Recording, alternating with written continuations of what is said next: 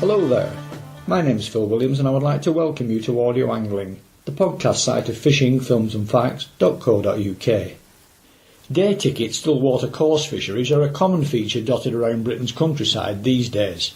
Some are purpose-made, while others are pre-existing or adapted. Consequently, there is stiff competition between fisheries for business, which obviously is good news for anglers whose participation they are all trying to attract. So the better the fishery in terms of ticking all the necessary boxes, which will differ from angler to angler in terms of appeal and ability to deliver, the more business the fishery potentially draws in. Fast making a name for itself, not only in Lancashire, but nationwide too, is Highfield Fishery at Hambleton near Portland Fylde, just outside Blackpool. And stood beside me here outside the fishery office waiting to be grilled is Highfield manager George Wilson. Judging by the fishery's appeal, obviously you're doing something very right. In a nutshell then, what is it in your opinion that sets Highfield Fishery apart from the competition? What I would say is you look at most commercial fisheries all over the country, not just only in the northwest, they're not run by anglers. This fishery is run by anglers, and we know what anglers' needs are. I mean, I've been in the game over 30 years with having fishing tackle shops and what have you, and the place is strict but fair. Our motto is, it's not just another fishery. You come on our place and you drive in and the place is beautiful. We've been in the game as long as they have done, and what anglers are like. I mean, even the wife. We come across them every day for the last 30 years. I don't know what they're like. They need to be organised. You can come on this place any time after matches at weekend. You won't pick a handful of litter up. I just don't tolerate it. And if I find your litter, you don't come on again. And that's, I mean, what have I done this year? I've banned 2 people this year, and that's, I might have banned 3 or 4 in all the years we've been open, because word gets about, and they know that if they don't behave themselves, and you've only got to look around the fishery, all the pegs are properly done, there's pass to every peg. A big comment you get off anglers in the winter time is they end up with all the gear full of crap, all the car full of crap. You come on here in your trainers in the winter, from when getting out your car in the car park to getting to your peg, you can wear trainers. You just don't get them mucked up at all. That's one of the major things, I think, why we're so popular.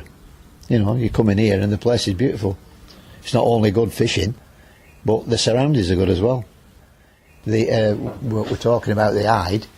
We got some hide just to try them on Beats Lake probably 3 years ago, just maybe a bit more than 3 years ago, when we bought 300, and they proved such a success. Anybody that coarse fishes will know that roach that are caught on numerous occasions end up with bad mouths, with them being soft. But these hide, they're so tough. These hide, they get caught week after week after week, and they're intervadding amongst them. You know, there's no turd lips or anything. And they do, we found it in here, they breed like anything. We had such a success of them in that first year that when I changed it over from a carp lake to a coarse lake, we bought 6,000 of them. And we've never looked back. We've been going, well, they've been in, probably this is the 3rd season they've been in Oak, and it's just starting to stabilise carp anglers against the hide anglers, because for the last 3 years they've been in, virtually 95% of all the matches have been won with hide, and there is the same amount of carping as what there is hard, if not even more. Before we press on into the finer detail of the fishery, its fishing and of course its fish, I'd first like to take a step back in time.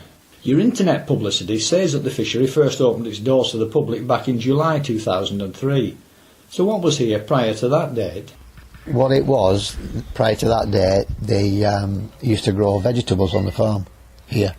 We put planning permission in, and we had to wait 18 months because there was a little pond down here, and we eventually had to go to landscape in Preston to do Great Crested Newt survey, and that put us back. We put planning permission in to have one big lake, but they wouldn't let us have one big lake because they said the watercourse was too big, but we could have 3. So we put one in each field. But what we thought we would do right from the beginning, we would have beach as the match lake, we would have Oak as a specimen lake, and we'd have Ash as a silverfish lake. Went all right for the first 3 or 4 years, but we found with the carp anglers, we were dearer than anybody else. We had some beautiful fish, a lot of fish over 20s in, but found that carp anglers, they're a specimen on their own.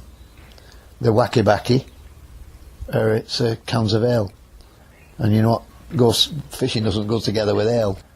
I ended up regulating it to 2 mates coming, if I didn't know them, because you get 3 or 4 mates on here, and with it boozed up, I can't control 3 or 4. So in the end, we didn't get hassled. We got a load of lads saying that this big lake would be a brilliant coarse water, and in the event we thought, right, well, we found a buyer for all the carp and ended up selling them at the back end, and over the winter where we were closed, because we closed Christmas Eve to 1st of March, I put 40 platforms on it, and it's gone from success to success. So who designed the original layout, and whose concept was it? Well, Stephen Pears, who owns the place, and me. I mean, I've known Stephen 30 years.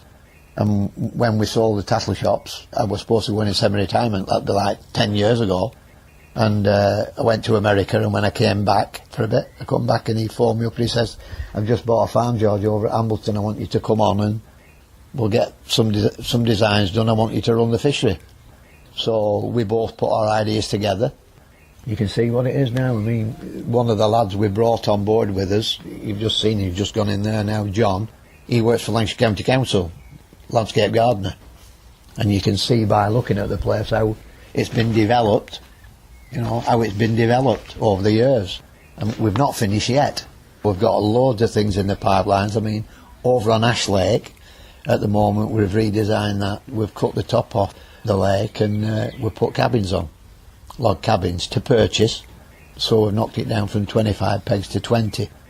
But that over there, the lake over there, is absolutely beautiful. What then are the actual surface areas, depths and dimensions of the 3 lakes? Well, being a coarse fisherman myself and knowing stocking patterns and now how many fish you want in the water and what have you, we've done maximum depth on any of them is only 5 foot. Because if you put 10 foot, you need 10 foot of fish. So invariably all the margins are between 2 and 3 foot, and down the channels it's 5 foot. And that's virtually everywhere. On beach we designed it as a canal with a ledge both sides and a main track. Ash very similar, but we made bays on it so the old boys that fish with waggler rods or tip rods could use them. This one, we've adapted it from being a specimen lake, but it's worked really well, really well. Quite a major project then. So how was it actually constructed? We hired a guy from the bottom of the lane here, a friend of Stephen's, that's a ground worker, and we had, what did we have? We had a bulldozer and 2 IMAX, and we was lucky that we didn't take anything off the place, any clay or whatever, a soil. Most of the soil that we didn't use is all banked round with all these banks, is what we took out, you know, and we filled a big hole in the field over there with the clay that we took out, because it's all clay based. And how is it fed? It isn't up in the sky. You can't believe it's like we started in July. Well, we started the July previous to dig it out, and within the 3 months of winter, from like November, all the 3 lakes filled up with water. So it just shows you how much rainwater we get in the winter time. Not having a spring or a stream feed with its quick volume water top up and turnover, how does that affect water quality, if at all? Well, let me put it this way, it hasn't affected it at all up to now. I mean, I do spot checks once a week, take readings every week, and touch wood, we've had no problems. We have aerators, 2 aerators on every lake, and they're on late night, early morning. We're just thinking about investing. There's a new aerator, computerised aerator come out, where when oxygen content gets at its lowest, it switches on itself. So really, we could end up saving us a lot of money. I mean, in the summertime, they're on 3 hours at night and 3 hours in the morning. We've done that for the last, ever since we've been open. But looking at this new one, even though they're a bit dearer, in the long run we could save a lot of money. They'll come on when oxygen's needed. What about aquatic vegetation and establishing the margins? Was any specific planting out undertaken, or did you just leave it to develop under its own natural character? We planted initially 1,800 trees, shrubs, probably 2,000 shrubs, sedges, lilies.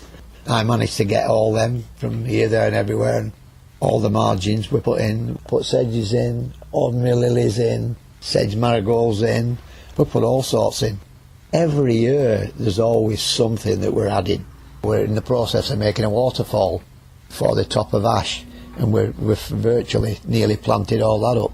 But what we're being able to do now is pinch them from here, there and everywhere from the fishery. We've got all at the bottom of Oak.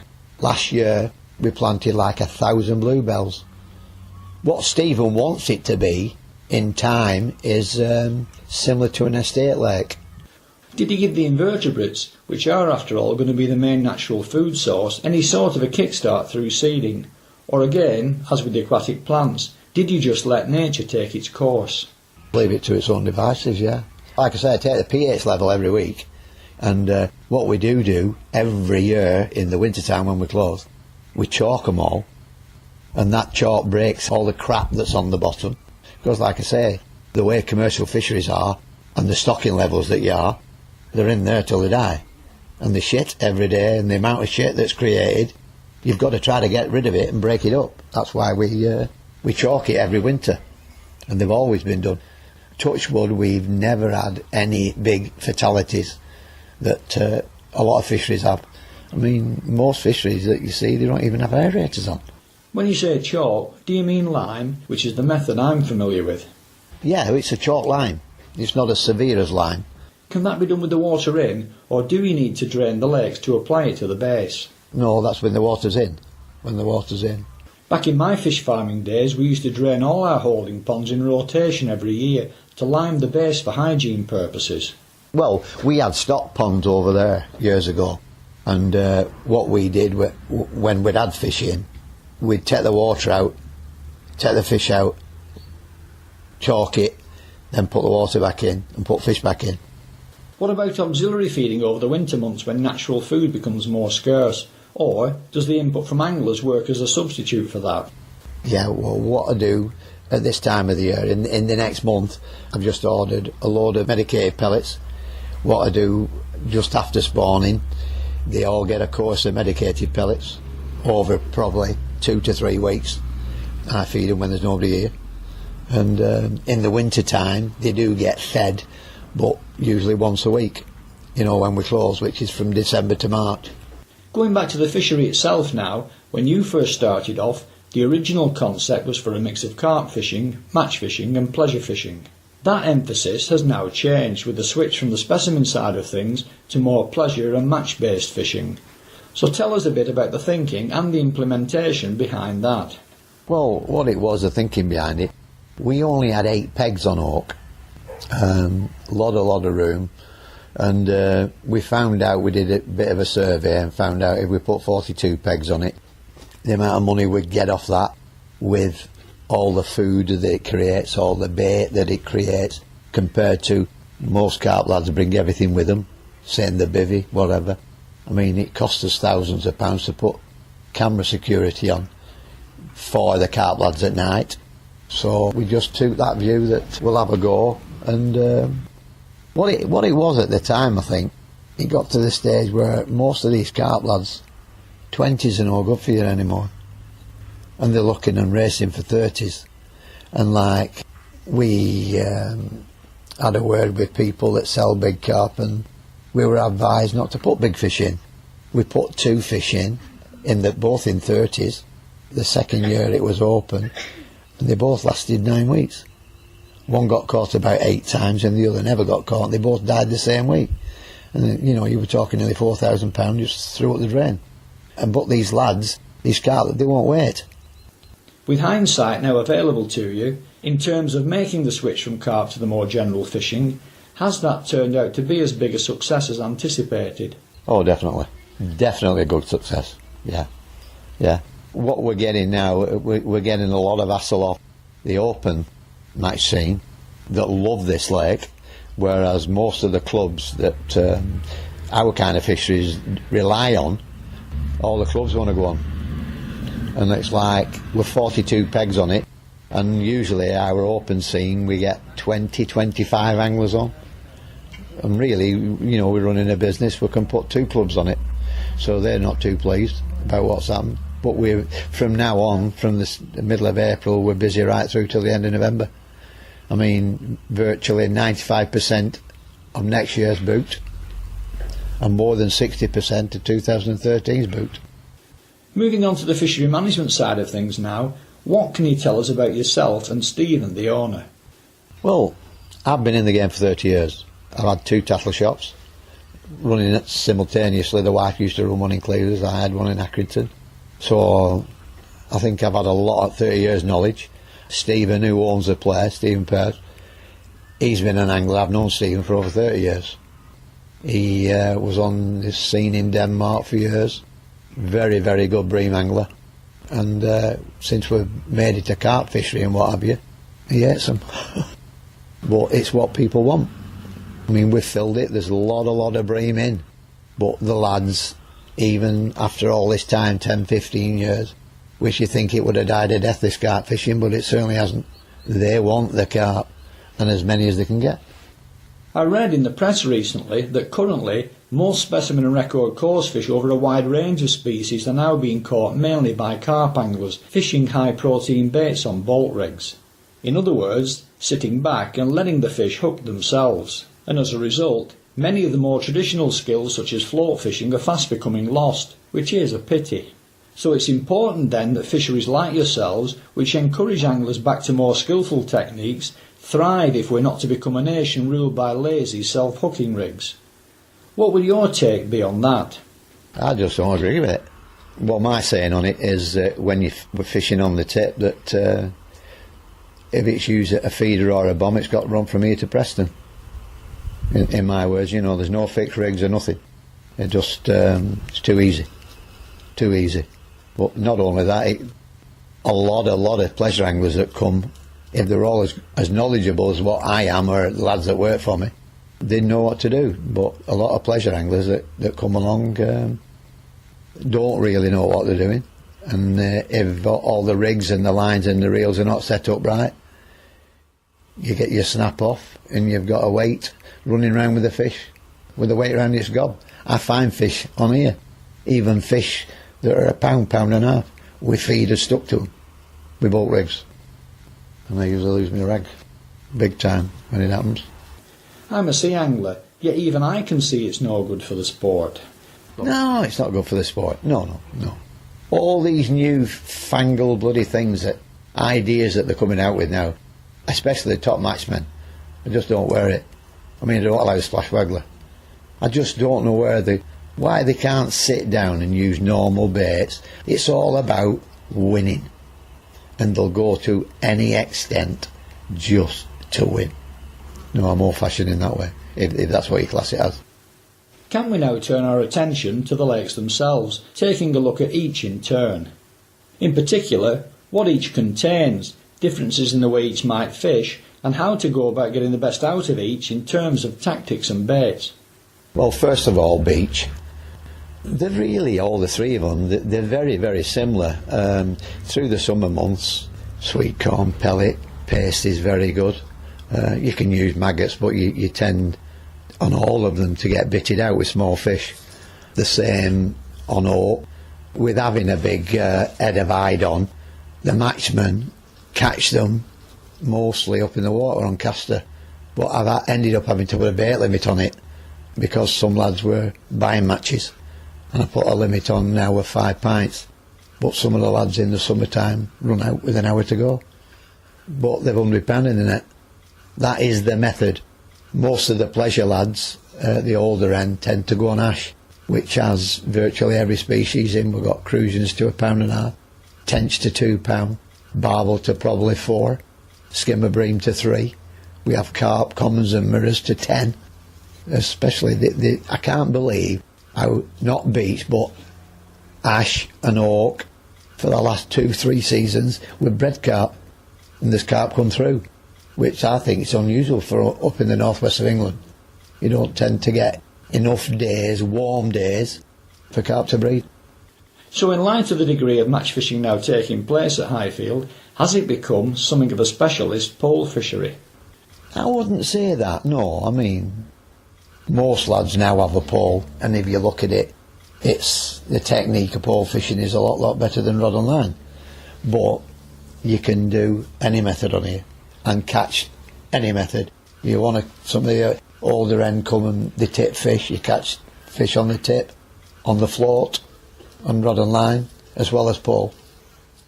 It's more often than the matchmen that are all pole and orientated.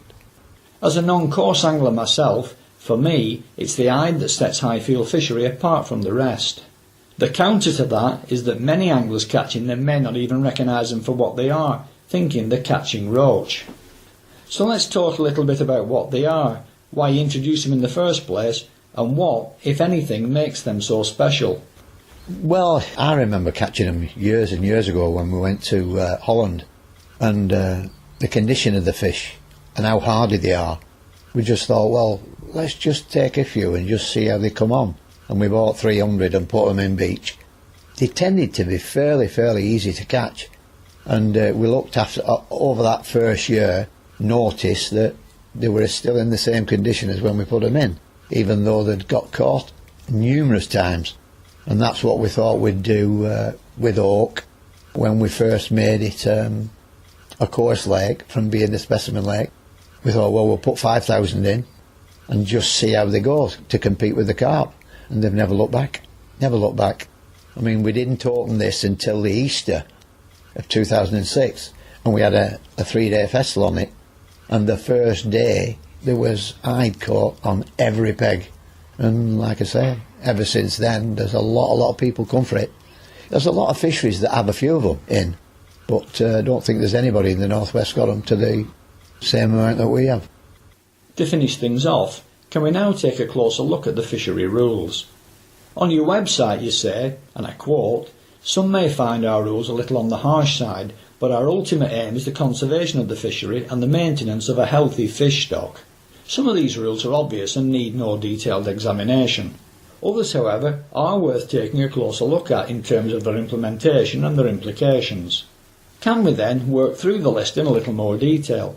The first one being barbless hooks only." Yeah, they've got to be barbless hooks. I don't care what anybody says, barbed hooks damage fish. And I'm a real stickler. You don't get a second chance. If I walk round and I go in my jumper like that, I say, please leave the place. Barbless hooks are nothing. You've also got a maximum hook size as well, set at 12. 12's enough for anything, right up to double figure fish. You know, you start going into 10s and 8s and 6s. I mean, I can remember at Greenhouse years and years ago when they used to come in the shop and with raptor hooks. They were getting big, size 2s, taking the barb off and fair looking fish. And that's why we said 12s is a hook big enough for anybody. The next one is floating baits. I won't allow no floating baits or floating pole. So what exactly is a floating pole? A floating pole, it can be any pole that they just lie on top of the water with a piece of line 18 inches and just sit there on top of the water with it, just light on the water and just keep feeding pellets at it like that till it goes off. Speaking of pellets, it's Highfield pellets only, which obviously must be available on site. Yeah, we allow you to use your own hookers, but on feeding pellets, I want to know what's going in quantity. Fishing from designated swims is self-explanatory, so the next on the list is no braided lines. I found out even when we had it as a specimen lake, I wouldn't allow braided hook lengths because the way the carp turn and twist, the mouths just get ripped to shreds. Ground bait feeder and cup only to a maximum of ½ kilo. We put that in because I don't like a lot of ground bait going in the water anyway, and we found out since we've been open that really ground bait doesn't work. Pellets work as good, if not better. What about no cat meat? Totally hate that stuff. It's disgusting. anything that's not eating all that shit's on the bottom. All nets to be dipped is self-explanatory, but only keep nets provided by the fishery may be used in matches. That's it. Everybody forgets what to do. They'll go fishing on a Saturday, come here on a Sunday, leave the net in the bag overnight. It breeds stuff. So all our keep nets are put on the pegs and I take them off the pegs. All they have to do is put the fish in them. So they've lasted 2, maybe 3 times longer than what they would normally. I've seen it in the past on other fisheries we've been, where you used to all put them on a pile. Nobody gives them monkeys. When they're not yours, they just throw them about all over the place. But ours have lasted years. No nut baits? No. The thing being, it's like with tiger nuts. If everybody knew what they were doing, it would be alright. But lads that don't know, fish with tiger nuts, they swell the stomach up and that's it, they're knackered. No litter and no exceptions, as before, says its own thing. So we're on to the one now that I mentioned earlier, fixed rigs. Apparently you don't allow these in any form. No fixed rigs at all. No. It's got to run from here to Preston. No trout pellets? No. Too oily. Keep nets in matches only needs no further explanation. But what's this one about no tins on the complex? No tins on complex. I mean, we sell sweet corn in a tin, but we take it out. There's no tins on the place. I find enough in winter when they're thrown in a bloody under a bush or wherever, you know. Highfield staff only to weigh in at matches? That's it, yeah. Yeah, we're the only people that touch the fish. No rolling fish down the net, nothing. Fish are got out and placed into a net. And you don't allow dogs on the site either? No, I don't allow.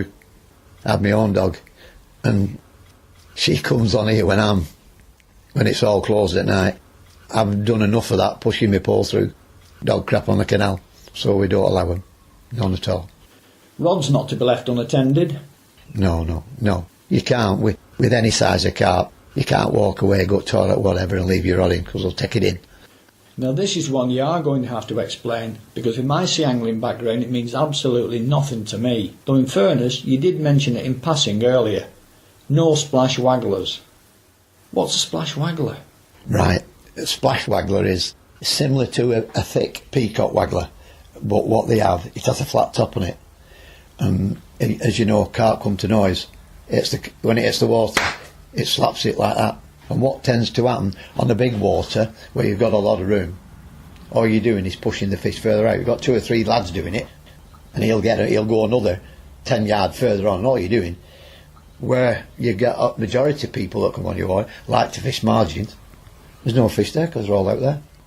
It's just a new innovation that I don't want on the water. All fish to be landed using a net speaks for itself, which leaves us with the under-16s only allowed on if accompanied by an adult. Yeah, but we're very, very strict on that. I won't allow them. We can't get insurance for one thing. And you see fisheries that let kids, they're asking for accidents to happen. And you've no insurance for them. Finally, what about shameless self-promotion? Stuff like contact information and the like. We don't do any advertising as such. We have a brochure that there's probably 10 tackle shops in the area that want our brochures. Lads now are coming as far as the other side of Manchester, clubs that take our leaflets with them. And that's how we found out word of mouth is the best thing in fishing. The best thing. I mean, you can, lads from here, I remember when you used to go down on the Severn and the Trent years ago, and lads will tell you where to go, where's the best place. And that's what we've done here. I mean, when we had the shops, I was the same with advertising. They said, if you can guarantee me it'll make me money, I'll pay you. But they can't guarantee it. Word of mouth. But you do have a website. Oh yeah. I wouldn't say it's updated as good as it should be, simply because with me being at the older end, I'm not quite savvy, if you will. But we do have 1 or 2 of the lads that keep it fairly good.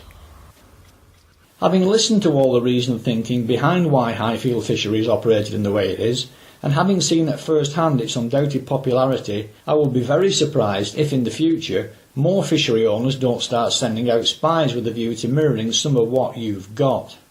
Whether or not they all choose to go down the non-specimen and hide route is another matter.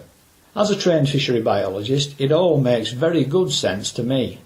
My thanks then to George Wilson for giving us the audio guided tour of the fishery, something which I'm certain a lot of coarse anglers will have views on when they listen to it.